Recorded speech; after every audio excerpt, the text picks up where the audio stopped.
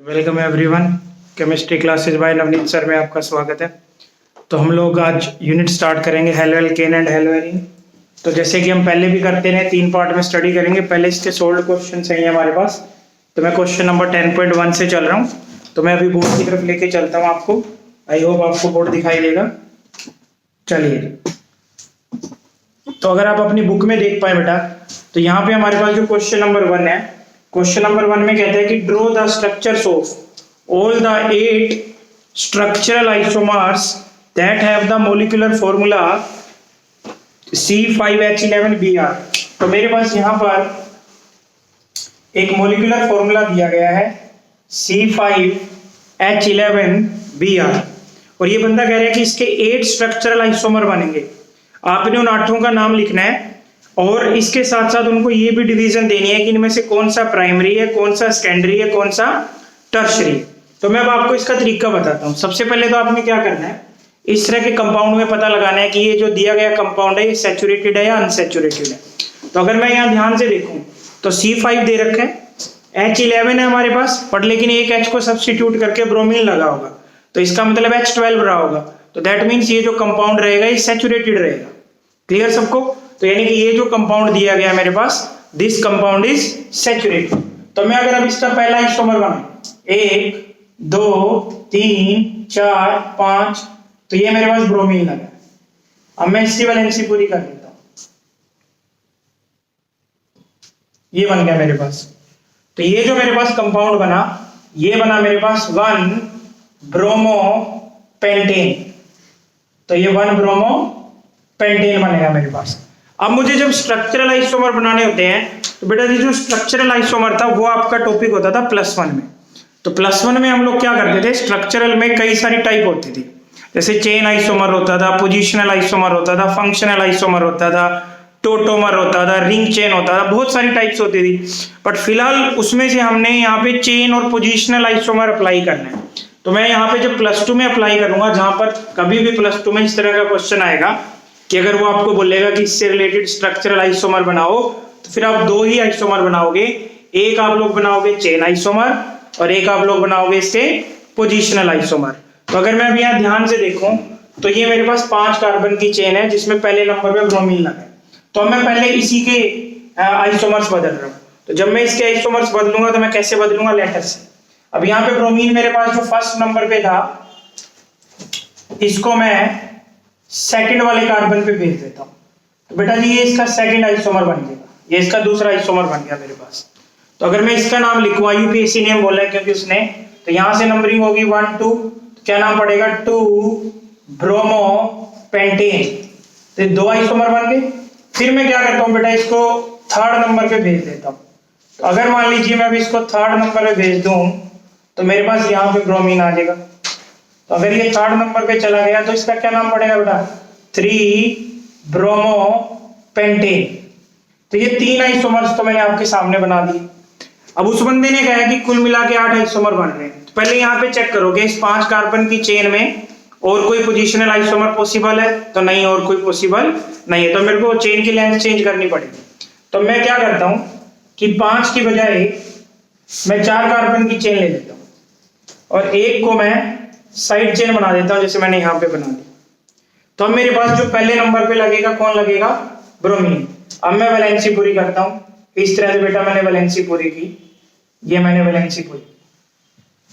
तो मैं नंबरिंग इधर से करूंगा जहां से फंक्शनल को छोटा नंबर पे। तो ये मेरे पास क्या बनेगा, 1 ब्रोमो 2 मिथाइल ब्यूटेन। तो ये मेरे पास नाम पड़ेगा 1 ब्रोमो 2 मिथाइल ब्यूटेन। फिर इसके बाद हम लोग क्या करेंगे, नेक्स्ट में इसको उठा के दूसरे नंबर पे ले आएंगे। तो अगर अब मेरा ब्रोमीन दूसरे नंबर पे आ गया तो बेटे नेम चेंज हो जाएगा। अब इस कंपाउंड का क्या नाम पड़ेगा, 2 ब्रोमो 2 मिथाइल ब्यूटेन। ये हमारे पास नाम पड़ेगा। नेक्स्ट में आइए आप, ये मेरे पास यहाँ पे पहुंच गया। तो मैं अगर इधर चलूं ध्यान से, तो कईयों को लगता है कि ये जो 6th नंबर पे है ये इनके जैसा ही है। नहीं भाई, नाम लिख के देखो, बिल्कुल अलग मिलेगा आपको, सेम नहीं होगा ये। तो नंबर 1, नंबर 2, नंबर 3, नंबर 4, इसका नाम क्या पड़ेगा बेटा? 2 ब्रोमो 3 मिथाइल ब्यूटेन। इस तरह से आपको नाम रखना है इसका। अब बेटा नंबर 7 पे आ गए। अब मैं ब्रोमीन को इधर लगा देता हूं, ये मेरे पास नंबर 7 आ गया इसमें। अब मेरे पास क्या नाम पड़ेगा इसका? अब मैं लिख नहीं रहा, मैं आप वैसे ही बता रहा हूं आपको। 1 ब्रोमो 3 मिथाइल ब्यूटेन पड़ेगा इसका नाम। तो मैंने 2 काम कर लिए कि मैंने 5 कार्बन की चेन लेके देख ली, मैंने 4 कार्बन की मेन चेन लेके देख ली। अब मुझे फिर से चेन की लेंथ बदलनी पड़ेगी। अब मैं क्या करता हूं, 3 कार्बन की चेन ले लेता हूं, 2 को मैं साइड चेन बना देता हूं। तो ये मेरे पास ब्रोमो आ गया। तो मैं अगर देखूं यहाँ पे क्या नाम पड़ेगा, 1 ब्रोमो 2,2 डाई मिथाइल प्रोपेन। फिर बोल रहा हूं बेटा 1 ब्रोमो 2,2 डाई मिथाइल प्रोपेन। अब आप इसमें कितना ही ट्राई कर लीजिए, इसमें और कोई पॉसिबल नहीं है, ये 8 ही इसमें पॉसिबल है। तो ऐसा क्वेश्चन पेपर में तो शायद ना आए, पर लेकिन ये बहुत कुछ सिखा जाता है। तो ये एक अच्छे बच्चे को क्वेश्चन आना चाहिए, उसको पता होना चाहिए। ठीक है जी। तो ये हमारा पहला क्वेश्चन था जिसमें मैंने 8 आइसोमर बनाए। अब अगर आप सेकंड क्वेश्चन देखें अपने बुक में, तो यहाँ पे हमें कह रहे हैं कि कुछ कंपाउंड्स दिए गए हैं और इसका कहना है कि right IUPAC name of the following compounds. तो इन कंपाउंड्स के हमें IUPAC नेम लिखने हैं। तो मैं वीडियो को एक बार पॉज करके पहले कंपाउंड बना लेता हूं, फिर मैं इनके नाम आपके साथ डिस्कस करूंगा, टाइम बचेगा हमारा। ये देखिए बेटा, मैंने सेकंड क्वेश्चन आपके लिए बना दिया है। तो अब एक बार सेकंड क्वेश्चन को पहले ध्यान से समझना है आपने, उसके बाद अप्लाई करना है। तो सबसे पहले क्या करना होता है, हमें जो +1 में बेसिक रूल थे वही चलने हैं। तो अगर मैं बेसिक रूल की बात करूं तो सबसे पहले लंबी चेन सेलेक्ट करनी है, और उस लंबी चेन के अंदर हमारे पास क्या होना चाहिए, अगर मैं आपसे पूछूं तो मल्टीपल बॉन्ड भी आना चाहिए और फंक्शनल ग्रुप भी आना चाहिए। तो अगर मैं इधर देखूं ध्यान से, तो ये ब्रोमीन जो होता है ये एक ऐसा फंक्शनल ग्रुप है जिसकी कोई रिस्पेक्ट नहीं है, तो इसको कभी काउंट नहीं किया जाता। यानी कि मैं क्या कहना चाहता हूं कि इसको साइड चेन से ज्यादा वैल्यू नहीं करना। तो ये फंक्शनल की तरह काउंट नहीं होता, ये हमेशा एक साइड चेन की तरह काउंट होगा। तो इसलिए अगर मैं इस कंपाउंड में देखूं तो मेरे पास 2 चीजें हैं, एक तो मेरे पास मल्टीपल बॉन्ड है और एक मेरे पास bromine as a side chain है। तो आपको जब आप +1 में थे तो प्रेफरेंस ऑर्डर होता था फंक्शनल ग्रुप, मल्टीपल बॉन्ड और फिर साइड चेन।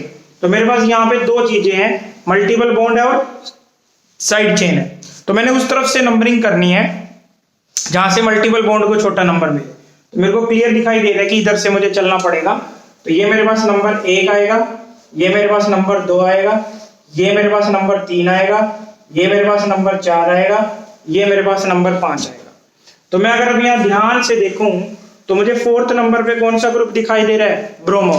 तो इसलिए अगर अब इसका नाम हम लोग लिखते हैं तो क्या नाम पड़ेगा, 4 ब्रोमो 1 2 3 4 5 पेंट 2 इन। तो यह जो हमारा कंपाउंड पड़ेगा, इस कंपाउंड का नाम पड़ेगा 4 ब्रोमो पेंट 2 इन। अब बेटा नेक्स्ट में आ जाइए। अब अगर मैं इसमें बोलूं कि आप इसमें नेमिंग करो, तो मेरे को डबल बॉन्ड तो इंक्लूड करना ही करना पड़ेगा चेन के अंदर। तो मुझे यहां से चलना पड़ेगा। तो यहां से अगर मैं चलूंगा तो इसको मैं नंबर क्या दूंगा, 1 2 3 4। तो मेरे पास 4 कार्बन की चेन बनेगी। तो अगर 4 कार्बन की चेन बनेगी तो 3 पे ब्रोमो है और 2 पे मिथाइल है। क्लियर सबको?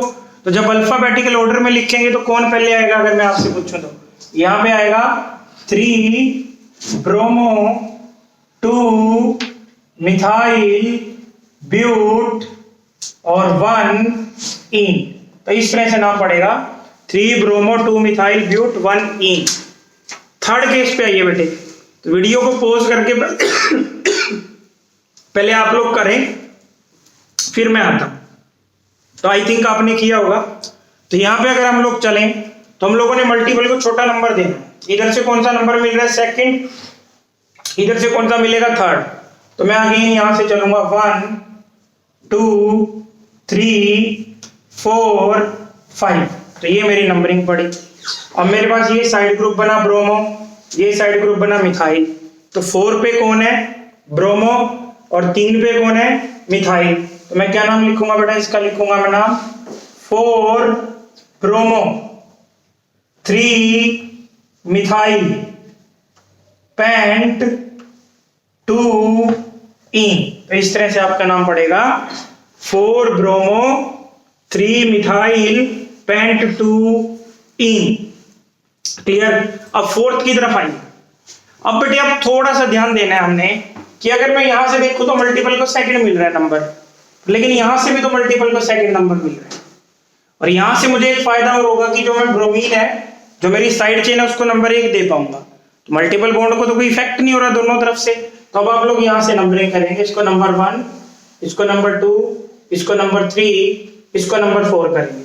तो अगर अब आप देखें तो क्या नाम पढ़ रहे हैं? 1 पे ब्रोमो, 2 पे मिथाइल, ब्यूट, 2 इन। तो हमारा यहां पे नाम क्या पड़ेगा? 1 ब्रोमो, 2 मिथाइल, ब्यूट, 2 इन। ठीक है जी। अब नेक्स्ट वन पे आइए। नेक्स्ट वन पे चलो मैं अगर इसमें अगर मैं देखता हूं तो यहां से फिर मेरा सेकंड नंबर मिल रहा है इसको, और इसको फिर मेरा कौन सा नंबर मिल रहा है? यहां से इसको भी सेकंड नंबर मिल रहा है। फिर मैं यहां से नंबरिंग करूंगा 1 2 3 4। तो बेटा पेपर में एक क्वेश्चन इनमें से आना है 6 में से 101%, कोई भी है नेमिंग में। तो मैं अगर यहां देखूं तो 1 पे मेरे पास ब्रोमो है, बाकी कोई साइड ग्रुप नहीं है, इसलिए इसका नाम क्या पड़ेगा? 1 ब्रोमो, ब्यूट, 2 इन। तो ये जो मेरा कंपाउंड बनेगा 1 ब्रोमो, ब्यूट, 2 इन पड़ेगा। अब मैं इधर अगर इधर आता हूं बेटा, इधर से अगेन अब तो नंबर 1 दे सकते हो, इसको तो नंबर 1 दीजिए। 1 2 3। अगर मैं ध्यान से देखूं तो 3 पे कौन जा रहा है मेरे पास? ब्रोमो। और 2 पे कौन आ रहा है? मिथाइल। तो 3 ब्रोमो, 2 मिथाइल, प्रोप, 1 इन। तो इस तरह से आपका नाम पड़ेगा 3 ब्रोमो, 2 मिथाइल, प्रोप, 1 इन। और आई होप अब आप ये क्वेश्चन कर सकते हो। तो ये क्वेश्चन नंबर था बेटा मेरे पास सेकंड। अब आइए बेटा क्वेश्चन नंबर 3 की तरफ। अगर मैं 3rd क्वेश्चन आपके लिए देखूं एक बार, आप लोग भी तब तक बुक से देखिए क्या कहता है 3rd क्वेश्चन में। कहता है कि identify all the possible monochloro structural isomers expected to be formed on free radical monochlorination of this compound. तो एक कंपाउंड दिया गया है हमें। तो अगर मैं आपके लिए कंपाउंड बनाऊं तो ध्यान से देखिएगा, ये compound CH3 twice CH, CH2 CH3। तो ये मुझे कंपाउंड दिया गया है और ये बंदा कह रहा है कि जितने भी मोनोक्लोरो डेरिवेटिव इसके पॉसिबल है वो बना दो। तो यानी कि यहाँ पे क्या किया जा रहा है? क्लोरीनेशन की जा रही है। सबसे पहले तो ये बटी कंडेंस्ड फॉर्मूला होता है किसी भी मॉलिक्यूल का, तो इसको ओपन कर लिया जाता है। तो इसको हम जब ओपन करेंगे तो लेट अस सी कैसे होगा। ये जो कार्बन है जिस पे मैंने स्टार डाला है, इसके साथ 2 CH3 ग्रुप लगे हैं और इस तरह से फर्दर ये ग्रुप लगा हुआ है। क्लियर सबको? अब मैंने क्या करनी है? इसकी मोनोक्लोरिनेशन करनी है। तो मैंने इसमें पहले भी आपको बताया था बेटे, इसमें हर एक कार्बन को एक सेपरेट अल्केन मान के ट्रीट किया जाता है। तो इस कार्बन के ऊपर सब्स्टिट्यूशन हो सकता है, इस कार्बन पे सब्स्टिट्यूशन हो सकता है, और इस कार्बन पे भी सब्स्टिट्यूशन हो सकता है, इस पे भी सब्स्टिट्यूशन हो सकता है। ये और ये तो सेम है। तो यानी यहाँ पर कितने मोनोक्लोरिनेटेड प्रोडक्ट पॉसिबल है? 4। तो आप यहाँ पे 4 प्रोडक्ट बना सकते हो, क्योंकि उस बंदे ने कंडीशन ही लगा दिया मोनोक्लोरिनेटेड, तो एक ही Cl लगनी है, वरना क्लोरीनेशन तो कंटिन्यू भी हो सकती थी। तो मैं ये कॉर्नर वाले को रिप्लेस कर रहा हूं पहले। तो पहली पॉसिबिलिटी तो है कि आपका ये प्रोडक्ट बने। क्लियर? मोनोक्लोरिनेटेड में इस कार्बन का मैंने हाइड्रोजन रिप्लेस कर दिया। ऐसे एरो पे लिख सकते हो, लिखना चाहो, नहीं तो कोई जरूरत भी नहीं है। सेकंड पॉसिबिलिटी क्या है कि इधर से रिप्लेस कर दें हम लोग। तो this will be our second possibility. Third possibility क्या है कि बेटे इधर से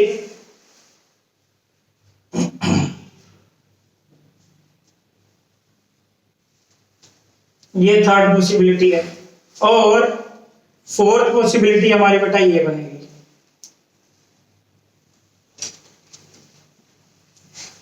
ये हो गया हमारे पास। तो 4 पॉसिबिलिटीज मेरी बनती हैं, 4 तरह से मेरा प्रोडक्ट पॉसिबल है इस केस के अंदर। ठीक है जी। तो ये हमारी मोनोक्लोरिनेशन थी। तो ये क्वेश्चन नंबर था मेरा 10.3। एक बार फिर पढ़ देता हूं बेटे आपके लिए। उसने कहा कि identify all the possible monochloro structural isomers expected to be formed on free radical monochlorination of a compound given था। तो मैंने आपको पहले भी बताया था कि जो अल्केन होती है that always do free radical substitution.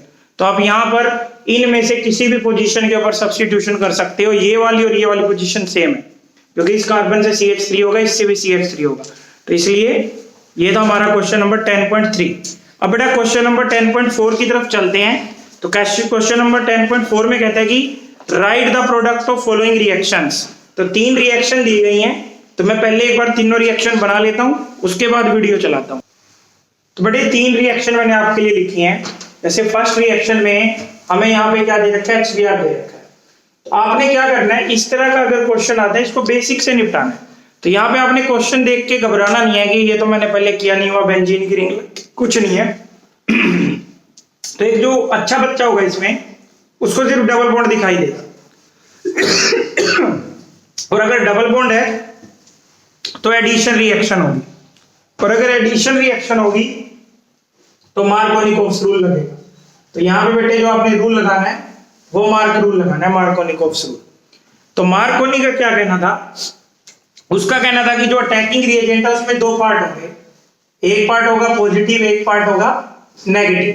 तो जो नेगेटिव पार्ट होता है अटैकिंग रिएजेंट का, that attach to carbon of double bond having less number of hydrogen. तो यहाँ पे ये 2 है मेरे पास, अगर मैं ध्यान से देखूं, ये नंबर 1, ये नंबर 2।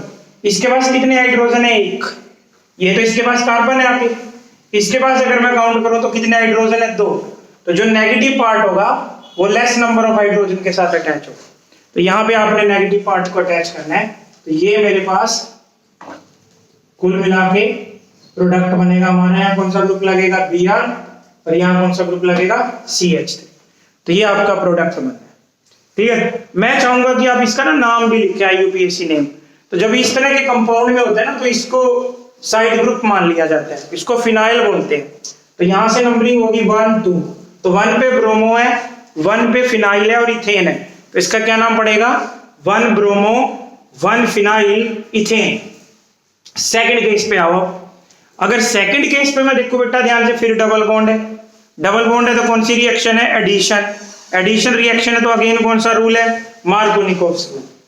यहां पे मैं फिर से मार्क रूल लगाऊंगा, और negative part gets attached to carbon having less number of hydrogen. ये आपका प्रोडक्ट बन जाएगा 2-क्लोरोब्यूटेन।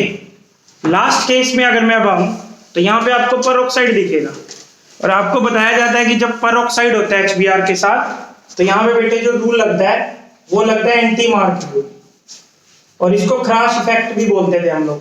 तो इसमें उल्टा हो जाता है, जो नेगेटिव पार्ट है that gets attached to carbon having more number of hydrogen. तो यहाँ पे कितने हाइड्रोजन है, 2। तो इसके साथ जाएगा ये वाला पार्ट। तो इस तरह से बेटा जी आपका ये प्रोडक्ट बनेगा कुछ, इधर H लग जाएगा और दूसरे पार्ट के साथ ब्रोमीन लगेगा। तो ये कौन से रूल के अकॉर्डिंग बना प्रोडक्ट, एंटी मार्कोनिकोव्स रूल। ठीक है जी। अब ये था बेटा जी हमारा क्वेश्चन नंबर 10.4। अब मैं आता हूं क्वेश्चन नंबर 10.5 की तरफ। अगर मैं 10.5 क्वेश्चन पढ़ूं तो कहता है कि haloalkane react with KCN to form alkyl cyanide as main product, while AgCN forms isocyanide as the chief product explain। तो अब आपने एक बार बोर्ड की तरफ देखना है, इधर ध्यान से मैंने रब किया, ये मैंने रब कर दिया। तो हमें क्या दिया गया है यहाँ पे, सबसे पहले अल्काइल हैलाइड दिया गया RX, और इस अल्काइल हैलाइड के साथ मैं ट्रीट कर रहा हूं KCN। क्लियर सबको, डेल्टा। और एक केस में मैं अल्काइल हैलाइड के साथ ट्रीट कर रहा हूं AgCN, और गिव्स के ऊपर डेल्टा। तो ये बंदा कहता है कि बताइए यहाँ पे मेन प्रोडक्ट कैसे बनेगा। तो अगर मैं KCN वाले पार्ट में देखूं तो ये मेरे पास 2 हिस्सों में टूटेगा, K पॉजिटिव CN नेगेटिव। तो ये मेरे पास एक एम्बिडेंटेट न्यूक्लियोफाइल है जिसमें 2 डोनेटिंग साइट है, कार्बन एंड नाइट्रोजन। तो यहाँ पर जो अटैक होगा कार्बन से होगा, ये ग्रुप अटैक हुआ, यहाँ से X निकल गया हमारे पास। तो हमारा जो प्रोडक्ट बनेगा वो बनेगा RCN और साथ में KX। तो ये हमारा कौन बना, अल्काइल साइनाइड। ठीक है, बट लेकिन इस केस में डिफरेंस क्या है कि जो KCN था वो मेरे पास एक आयनिक कंपाउंड था, और लेकिन जो AgCN है ये बेटे मेरे पास एक कोवलेंट कंपाउंड है। तो ये मैं AgCN को इस तरह से लिख सकता हूं, ये मैंने लिखा है AgCN। तो मैंने आपको पहले भी बताया था, एक बार फिर इसकी मैकेनिज्म आपके साथ शेयर कर लेता हूं। Slide negative, slide positive. N ने R को अटैक किया और यहां से बेटा हैलाइड आयन निकल गया हमारा। तो अगर मेरे पास प्रोडक्ट बनेगा तो ये प्रोडक्ट बनेगा AgC ट्रिपल बॉन्ड N के साथ कौन आएगा, R। तो यहां से मेरा क्या निकलेगा, हैलाइड आयन X नेगेटिव, और यहां पे N के ऊपर कैसा चार्ज आ जाएगा, पॉजिटिव चार्ज। इसके बाद क्या होता है, जब नाइट्रोजन पे प्लस चार्ज आ जाता है तो अब सिल्वर और कार्बन के बीच का बॉन्ड ब्रेक हो जाता है। तो ये हमारा फाइनल प्रोडक्ट यहां से रिलीज होगा, जिसमें N पे पॉजिटिव होगा और C के ऊपर कैसा चार्ज होगा, नेगेटिव। एक बार दोबारा देखो, KCN तो आयनिक कंपाउंड था, तो नॉर्मल केस था, एम्बिडेंटेट न्यूक्लियोफाइल बना, क्योंकि C पे नेगेटिव चार्ज है तो अटैक C से करेंगे, प्रोडक्ट बनेगा। AgCN एक कोवलेंट कंपाउंड है, तो यहाँ पे N के ऊपर लोन पेयर है, ये R को अटैक करेगा, हैलाइड आयन यहाँ से रिमूव होगा, N पे प्लस चार्ज आ जाएगा। अब कार्बन और सिल्वर का बॉन्ड ब्रेक होगा, C पे नेगेटिव चार्ज आएगा। तो बेटा जी केमिस्ट्री में क्या होता है कि अगर दो एटम के बीच में बॉन्ड है A और B के बीच में, और A के ऊपर हमारे पास प्लस चार्ज और B पे माइनस चार्ज है, तो इसकी जगह हम लोग एक कोऑर्डिनेट बॉन्ड बना सकते हैं। तो यहाँ पे हमारे पास क्या होगा, अगर मैं बनाऊं R N और C के बीच में कैसा बॉन्ड आएगा, कोऑर्डिनेट। तो ये आइसोसाइनाइड बना हमारे पास। तो अब डिफरेंस देखिए कि जब हमारे पास KCN से ट्रीट किया तो KCN आयनिक होने की वजह से साइनाइड बनेगा प्रोडक्ट, और लेकिन जब AgCN से ट्रीट करोगे तो आइसोसाइनाइड बनेगा। तो ये पूरी एक्सप्लेनेशन देनी है इस क्वेश्चन में। तो उसने यही पूछा था हमसे कि यहाँ पे प्रोडक्ट किसके अकॉर्डिंग बन रहा है, तो हमने बताया है पूरा डिटेल आपको। Now move to question number 6। अगर मैं छठे क्वेश्चन की तरफ आऊं बेटा जी ध्यान से देखिए, 6th क्वेश्चन में कहता है कि in the following pair of halogen compounds which would undergo SN2 faster. बहुत अच्छा क्वेश्चन है, पेपर में काफी बार आता है। ये मुझे पेयर दिया गया है, एक पेयर तो मुझे ये दिया गया है, ये इस तरह से ये, और एक पेयर मुझे ये दिया गया है। ये कहता है कि इनमें से किसके ज्यादा चांसेस हैं टू अंडरगो SN2। तो बेटा जी मैंने पहले भी बताया था, SN2 का मतलब है by molecular reaction, second order kinetics जो फॉलो करती है। तो अगर यहाँ पे सेकंड ऑर्डर कैनेटिक्स फॉलो हो रही है तो अटैक और रिलीज एक ही बार में होगा। तो आपका जो न्यूक्लियोफाइल है उसने अटैक करना है, उसने किसको अटैक करना है, जिस कार्बन पे क्लोरीन लगा हुआ है। तो यहाँ पे तो इस कार्बन पे अटैक होगा और यहाँ पे इस कार्बन पे अटैक होगा। तो SN2 में मैंने आपको बताया था जितनी बल्कीनेस कम होगी उतना अटैक इजी होगा। तो अगर आप यहाँ पे देखिए कार्बन कितने डिग्री है, ये कार्बन 1 डिग्री है, क्योंकि इसके साथ आगे एक ही कार्बन अटैच है, ये वाला, तो ये 1 डिग्री पे अटैक करना है। जबकि इस केस में देखो मैं तो इसके साथ कितने अटैच है, 2, तो ये कितने डिग्री हो गया, 2 डिग्री, तो 1 डिग्री पे अटैक इजी होगा। तो इसलिए जो ऊपर वाला है that will undergo SN2 easily. तो आपने क्या करना है, आगे से SN2 के केस में डिग्री पता कर लेनी है, जिसकी डिग्री छोटी होगी उस पर अटैक आराम से होगा। तो अगर मैं अगले केस में देखूं, इस कार्बन के ऊपर अटैक होना है जहां मैंने स्टार डाला है, और इसके साथ आगे एक कार्बन अटैच है, नेक्स्ट के साथ भी एक अटैच है, दोनों की डिग्री 1 है। जब दोनों की डिग्री 1 है तो फिर फैसला कैसे करें, फिर ऐसे केस में बॉन्ड लेंथ मैटर करती है। कि अगर आप ये देखें, ये वाला बॉन्ड ब्रेक होना है ना कार्बन और आयोडीन का, कार्बन और क्लोरीन का, तो ये बॉन्ड लेंथ लंबी है। जब न्यूक्लियोफाइल अटैक करेगा तो ये बॉन्ड लेंथ आराम से ब्रेक हो जाएगी। तो इसलिए जो आयोडीन वाला केस है that will do SN2 easily, किस वजह से, बॉन्ड लेंथ होने की वजह से। तो ये था बेटा जी आपका question number 10.6। Now move to question number 10.7। अगर मैं 10.7 क्वेश्चन देखूं आपका, तो 10.7 में कहता है कि predict the order of reactivity of the following compounds in SN1 and SN2। सबसे पहले हमें दे रखा है द 4 आइसोमेरिक ब्रोमोब्यूटेन। तो हमें क्या किया इस बंदे ने, सबसे पहले इसने ब्रोमोब्यूटेन दिया। अब ये क्वेश्चन बेटे अपना जो पहले हमने आइसोमर बनाए थे उसका भी यूज करेगा और अलग से भी चलेगा। इसने कहा कि ब्रोमोब्यूटेन के 4 आइसोमर पॉसिबल है। हमने कहा जी बिल्कुल बनाते हैं। लेट अस सी। पहला आइसोमर, पहला तो ये पॉसिबल होगा, ये पॉसिबल होगा। इसका नाम क्या होगा? 1-ब्रोमोब्यूटेन। फिर क्या पॉसिबल होगा बेटे? इसको उठा के सेकंड नंबर पे ले आओ। ये आ गया हमारे पास।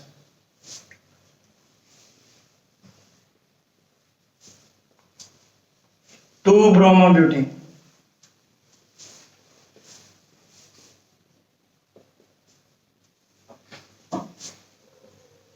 ये हो गया हमारे पास। अगर मैं ये देखूं तो 1-ब्रोमो 2-मिथाइल ब्यूटेन, ये पॉसिबल हो गया एक। और एक केस में लास्ट जो पॉसिबल होता है, यही पॉसिबिलिटी है कि ये बीच में लग जाए इस तरह, ये पॉसिबल है बेटा। तो इसका नाम क्या रहेगा? 2-ब्रोमो 2-मिथाइल ब्यूटेन। तो पहले तो हमें चारों आइसोमर बनाने आने चाहिए, बाकी बात तो बाद की। अब हमने क्या करना है, इसमें रिएक्टिविटी ऑर्डर सेट करना है SN2 का, कि भाई SN2 में सबसे ज्यादा चांसेस किसके SN2 करने के। तो मैंने कहा था डिग्री पता करो पहले, जिसकी छोटी डिग्री होगी वो SN2 करेगा, जिसकी बड़ी डिग्री होगी उसके SN1 के ज्यादा चांसेस होंगे, क्योंकि SN1 में कार्बोकैटायन बनेगा। जितना डिग्री कार्बोकैटायन की ज्यादा होगी उतना स्टेबल होगा। अब मैंने पहले स्टार डाल लिया जिन कार्बन के ऊपर ब्रोमीन लगा। जब मैंने यहाँ पे स्टार डाला तो ये मैं अगर देखूं तो मेरा कितने डिग्री आ रहा है? 1 डिग्री, क्योंकि इसके साथ एक अटैच है। इधर मैं देखूं तो कितने डिग्री आ रहा है? 2 डिग्री आ रहा है। इसके साथ में देखूं तो कितने डिग्री आ रहा है? 1 डिग्री आ रहा है। इसके साथ में देखूं तो कितने डिग्री आ रहा है? 3 डिग्री। ठीक है, एक बार मैं रीचेक कर लेता हूं। यस, 1 डिग्री है। तो मिथाइल सबसे नीचे है। हाँ, तो मिथाइल प्रोपेन। अच्छा प्रोपेन आएगा, सॉरी प्रोपेन। यस, ऊपर वाले में भी प्रोपेन आएगा IUPAC। Very good. अब मैं अगर इधर देखूं ध्यान से, तो अब हमारे पास SN2 में डिग्री पे अगर हम फोकस करें तो इसकी 3 डिग्री है, तो इसको तो लास्ट नंबर मिलेगा। तो यानी ये तो SN2 रिएक्टिविटी में 4th नंबर पे जाएगा। SN2 के नीचे मैंने 4th लिख दिया इसका। तो अब मैं अगर आऊं, ये 2 डिग्री है तो ये नंबर 3 पे जाएगा। इन दोनों में से पहला नंबर किसको मिलेगा? अगर मैं देखूं तो इधर बिल्कुल 1 डिग्री है, ये भी 1 डिग्री है, बट लेकिन इसमें ना ये बल्कि ग्रुप साथ में आया हुआ है, क्लोज आया हुआ है, तो ये जो अटैक होगा उसको कहीं ना कहीं हिंडर करेगा, जबकि इसमें तो सीधी चेन है। तो इसलिए SN2 के सबसे ग्रेट चांसेस पहले वाले में, फिर नंबर 2 पे ये 3rd वाला आएगा, फिर 3rd, फिर 4th।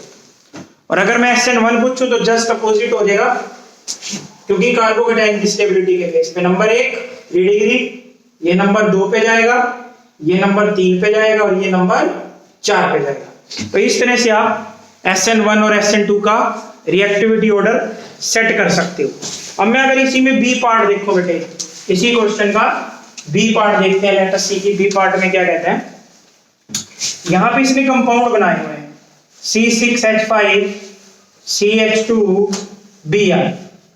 ठीक है जी, तो इसका मतलब रिंग है, ये बल्कीनेस है। C6H5 CH, फिर नीचे C6H5 है, Br लगा हुआ है। 3rd में अगर मैं देखूं तो C6H5 CH CH3 Br लगा हुआ है। 4th में देखूं तो मैं C6H5 C CH3 C6H5 और Br लगा हुआ है। अब ये कह रहे हैं कि SN2 के चांसेस बताओ। बेटा मैंने SN2 में बताया बल्कीनेस कम होनी चाहिए। अगर आप ध्यान से देखें, इधर तो ये ग्रुप लगा है, इधर 2 रिंग लगी हैं, इधर रिंग मिथाइल लगा है, इधर 3 ग्रुप लगे हैं। तो यार SN2 सबसे आसान किस में होगा? फर्स्ट वन में, तो इसको SN2 में पहला चांस मिलेगा।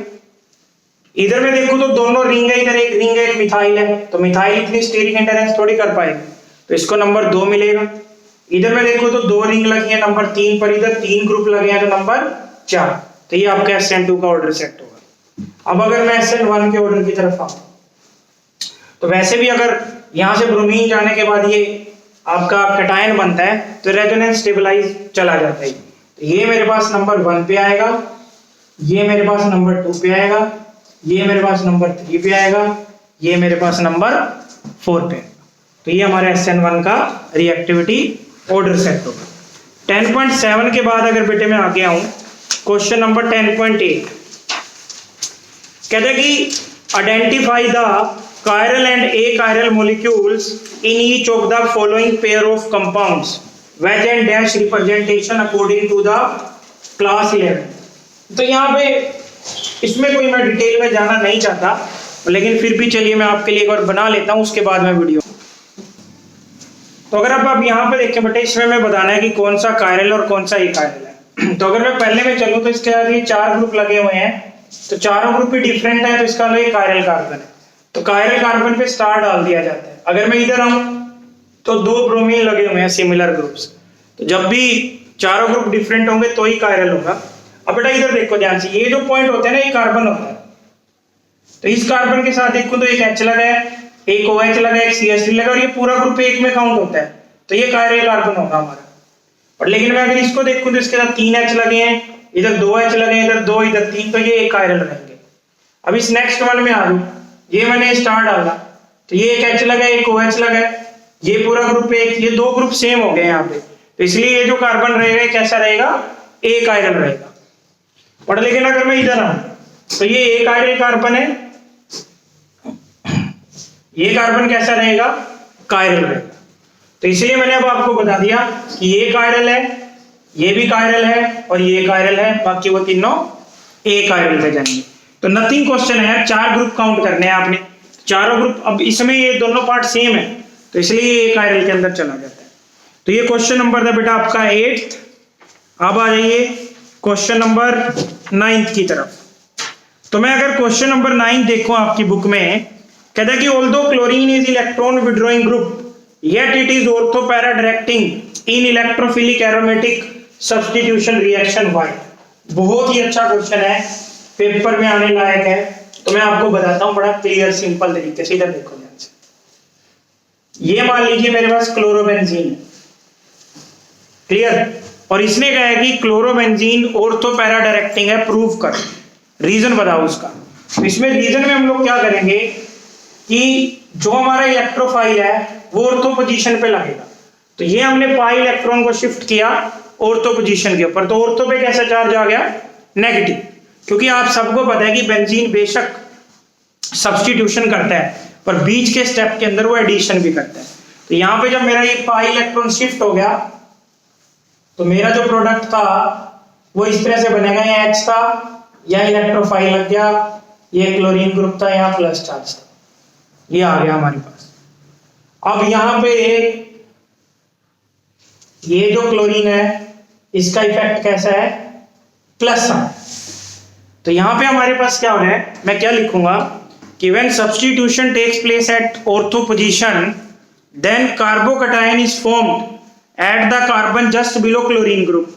तो क्लोरीन के जो नीचे वाला कार्बन है कार्बोकटायन बन जाता है, and it get stabilized by plus R effect. तो अब ये प्लस आर की वजह से स्टेबलाइज हो जाता है बेटे, इस तरह से आपके पास। तो इसलिए हमारे पास ये ऑर्थो सब्स्टिट्यूशन हुआ। And same thing happen on para position. और अगर यही चीज आप ध्यान से देखो तो ये पैरा पोजीशन पे भी होगी, ये ग्रुप शिफ्ट होगा यहाँ पे, ये ग्रुप यहाँ शिफ्ट एक में ही कर दो, बार बार कहां घुमाना है इसको। तो मैं अगर देखूं तो फिर से जो पॉजिटिव चार्ज है वो जस्ट किसके नीचे पहुंचेगा, क्लोरीन के नीचे वाले कार्बन के ऊपर, ऐसे। फिर वो किसके थ्रू स्टेबलाइज्ड होगा, प्लस आर इफेक्ट की वजह से। तो यहां पे हमारे पास ये प्रोडक्ट बनेगा, ये प्रोडक्ट। तो इन दोनों केस में मैंने आपको बताया कि जो ऑर्थो और पैरा पोजीशन है उससे स्टेबलाइजेशन इफेक्ट आता है प्लस। अब ये डीएक्टिवेटिंग किस वजह से था, नॉलेज के लिए बता देता हूं।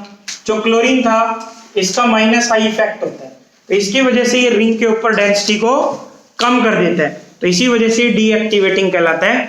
तो यहाँ पे बेटे जो डीएक्टिवेटिंग रहेगा due to minus I effect, और जो ऑर्थो पैरा डायरेक्टिंग रहेगा वो मैंने आपको बता दिया। तो इसी के साथ जो इसका सोल्ड एक्सरसाइज थी वो मैंने कंप्लीट कर दी है। तो जल्दी नेक्स्ट वीडियो लेके आएंगे हम लोग इसकी अनसोल्ड एक्सरसाइज की। तो कल मिलते हैं आपको। थैंक